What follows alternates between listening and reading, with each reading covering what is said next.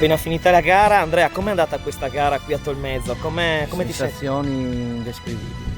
Ma hai È provato? difficile però descrivere certe sensazioni. Accelerazioni, derapate, curve, staccate al limite, sono cose che con una macchina non puoi provare. Capito? E tu oggi con che mezzo sei venuto qui a Tolmezzo? il mio- Ce lo puoi mostrare per favore? Questo è l'Alfa Monopattino. Ah, ci spieghi cos'è l'Alfa È Monopattino? un monopattino elettrico, velocità di punta 22 km/h piegato, autonomia 16 km. Ma lo possiamo paragonare secondo te a una vera Alfa Romeo? No. Dipende dai modelli. Ah, capito.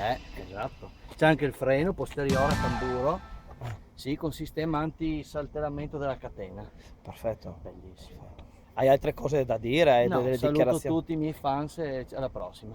Grazie Andrea. Bravo!